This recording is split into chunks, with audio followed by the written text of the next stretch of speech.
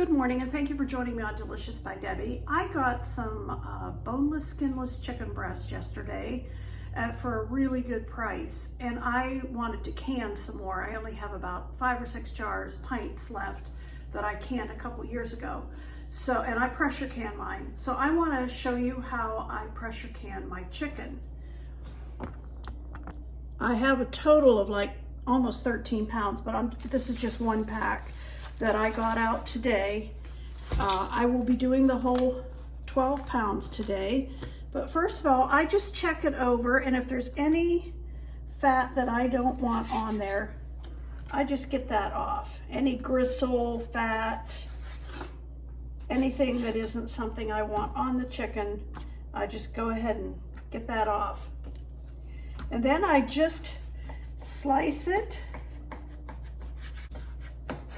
And I'm just gonna cut it in chunks.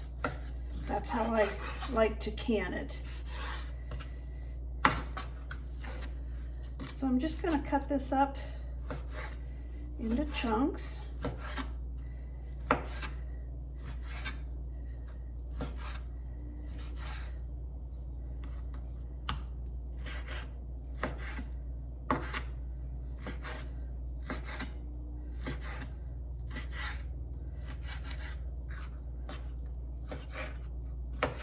And you can see these are about that size. Some are a little bigger, some smaller. Doesn't have to be any uniform size.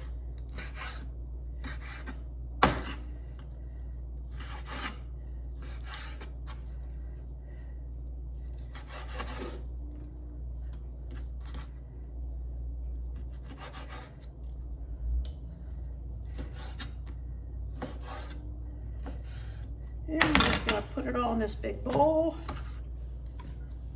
and continue to work with it till I think I have enough to start a canner. Okay, this is about 6 pounds, maybe a tiny bit over, in this big bowl that I've cut into chunks. And I'm getting ready to fill the jars. I have all my jars over here sanitized, and I have my jar filler.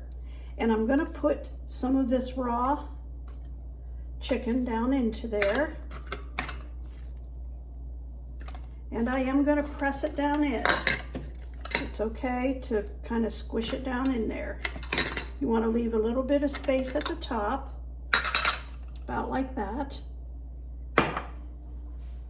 And I want to just get these jars filled. My pressure canner holds 10 pints at once, and all at once, so I want to try to get 10 in there, because they take 90 minutes to process it, and 10 pounds pressure in a pressure cooker. Okay, I have 10 pints already. I've washed the tops of these and the jars off real good.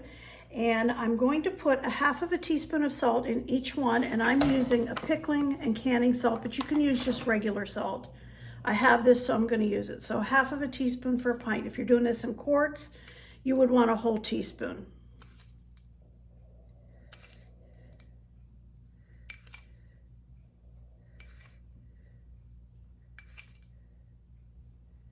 I do not put any liquid into my jars. I don't fill them with water. They will make their own broth as they cook, and I will show you that. I have heated my lids up in some water on the stove, and I'm going to go ahead and put those on top of each jar. You heat them up like that, they seal better. All right, now I'm going to put the rings on them, and I just put them on so they're finger tight, not real tight. Okay, I have my pressure canner here, and I have the rack in the bottom. You don't ever want to put jars right on the bottom or they'll break. And I should be able to fit all 10 of these in here snugly.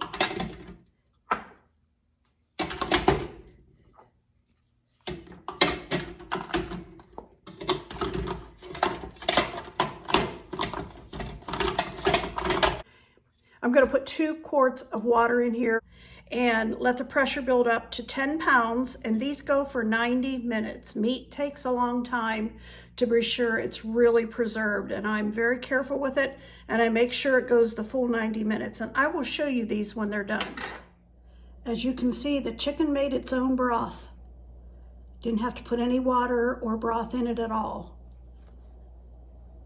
So there's 10 of them, and I've got 8 more going in the canner.